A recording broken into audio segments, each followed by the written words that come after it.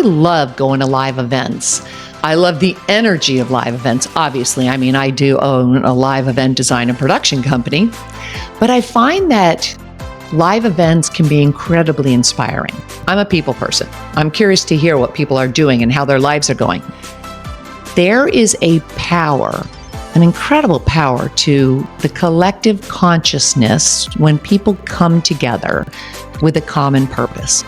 And it doesn't even have to be the exact same purpose, but when people gather with a strong desire and intent, the collective energy has the power to bring those intentions to fruition and inspire life-changing ideas that can be beneficial for many people for many years to come.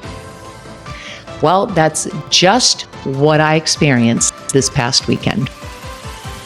I'll explain on today's show. Stay with me.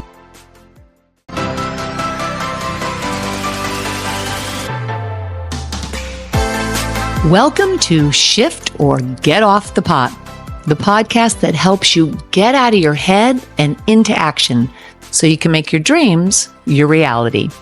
Let's get to it.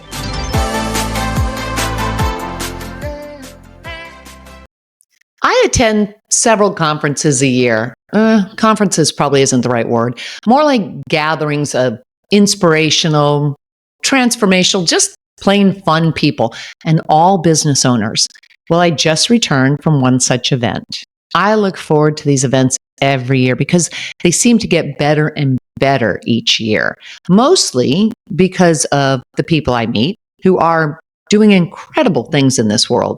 Not just the speakers, but everyone at the event. There is always some type of charity component woven into the event as well. And at this particular gathering, the charity component was an organization called Charity Water. And what I found so interesting about this charity, in addition to the good it's doing in the world, was the story of its founder. Because this is a story of a man who was making a ton of money, living a fun life, but definitely in the fast lane, and really doing, though, what he enjoyed for a while, until it became life-threatening. Scott Harrison, the founder of Charity Water, was mixing it up with the influential, the wealthy, the elite, but he was on a self-destructive track, and a track that was making money, yes, but going nowhere fast. For about 10 years, he was a nightclub promoter in New York City. And as you may imagine, that environment can lead to some pretty unhealthy habits. Well, he had spent a little too much time with alcohol and drugs. And one day, he had a wake-up call.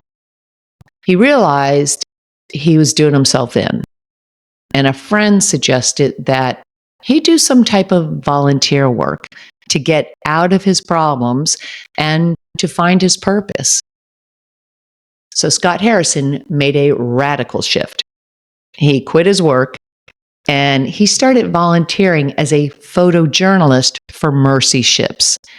Now, Mercy Ships are hospital ships that provide free health care to developing countries. Well, Scott's job was to take the pictures of people who they were helping, the surgeries, and the surgeons as well. They would have thousands of people who had walked for days, literally days, to hopefully get some help for themselves or their children. And most of the people, particularly the children, had these benign tumors, huge tumors, on their mouths.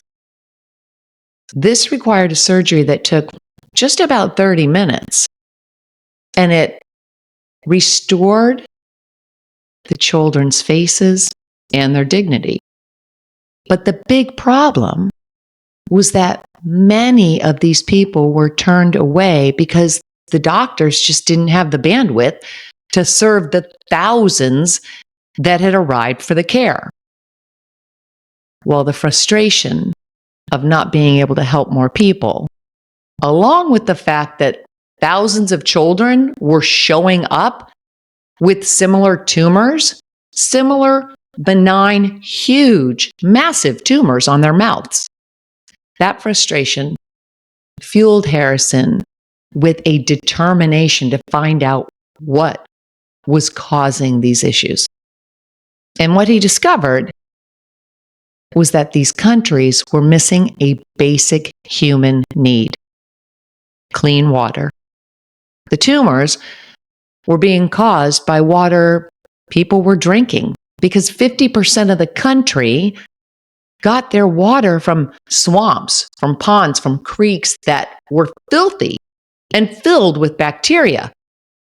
Mothers and children were walking for miles to fill a jug with this filthy water that they would drink, they would use it to cook, they would wash their clothes in it.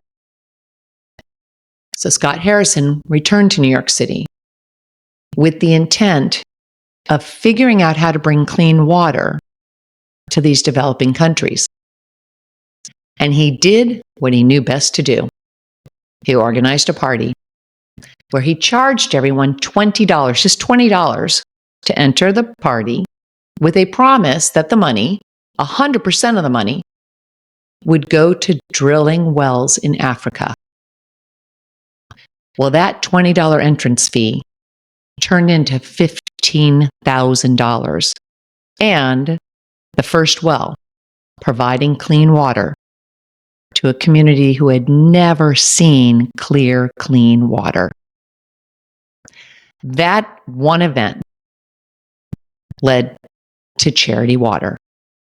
And Scott Harrison was doing something unusual. Not only was he providing clean water to the world, but he organized a charity where 100% of the donations go directly to the charity, to creating wells. Charity Water's staff is funded solely by private donors, and it's completely separate from the charity donations. That's remarkable, and it's almost unheard of.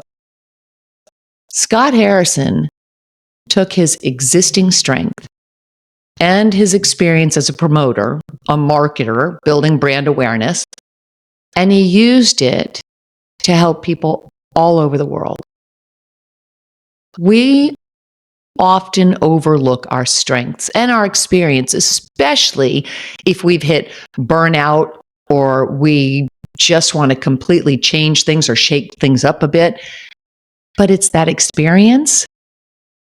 That experience is a big part of us, and it helps shape us. And it can obviously help us to do good in the world. Scott was followed by another speaker. And this speaker was an entrepreneur and doing quite well in business when his 14-year-old daughter was diagnosed with Crohn's disease. At 14 years old, can you imagine? Just 14 years old. Well, this led to multiple doctor appointments and changes in diet and lifestyle until they finally got the Crohn's under control. But then she developed a life-threatening disease, a disease that was so frightening, the doctors told them to move close to a hospital, because when she was affected by this disease, she had only 15 minutes to get help. I'm not going to go into all the details of the illness because it's kind of a tough one to hear. But I will tell you that she is completely healed. She's fine, thanks to her dad's dedication to helping her. And not just helping her, but getting to the root cause. Her dad left his business and he went back to school at age 50 to get his PhD and began researching her disease and all diseases for that matter. What he found was rather astonishing. I'm not going to go through all of it right now because I'm going to have him on the show in the future.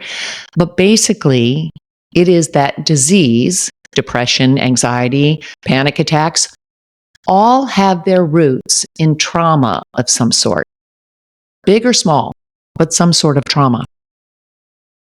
He was able to help his daughter, and now his practice helps people worldwide overcome a variety of debilitating illnesses.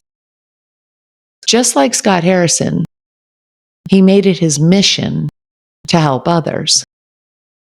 And that was a common thread weaving together everything at this event. But it's not just this event, it's a common thread found in successful businesses and successful people. It's the thread of altruism. It's a deep desire to help others. Most of the people who spoke at this event, in fact, most of the people in the room, were not professional speakers. They were individuals who had built wildly successful businesses. And interestingly, nearly every single person at the event had started down a completely different path.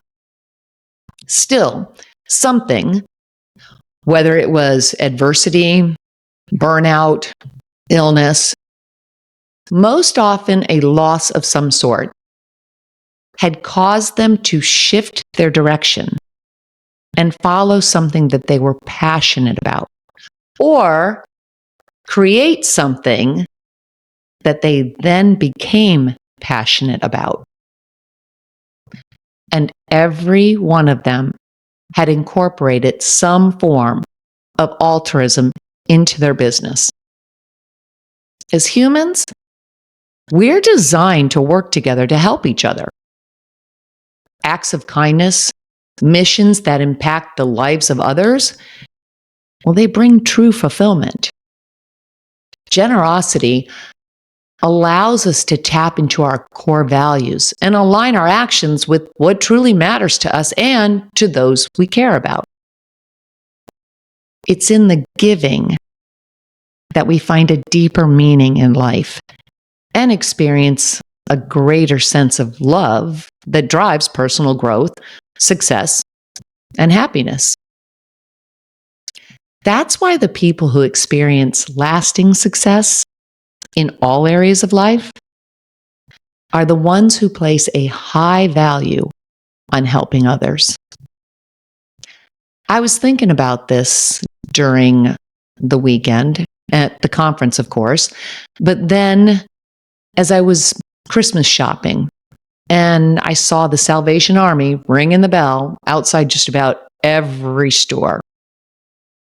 Charitable acts are highest, definitely, during the holidays than at any other time of the year, which is great. Certainly, our minds are primed for gift giving. But I thought, why not make this a daily practice? Even if it's in some small way. It doesn't have to be monetary. It can be time. It can be knowledge. But the true gift is in the giving. It gets us out of our heads and takes our focus off ourselves or any problems we may be experiencing. And just by shifting our energy and our focus on being of service to others, on altruism, we've given a gift that will benefit not only the receiver, but certainly the giver as well. And that's the true beauty of the holidays. So why not live with the holiday spirit all year long? It's doable. It's definitely doable. Just by making the act of giving, on some level, a part of our daily practice. I'll be back with you again in a few days.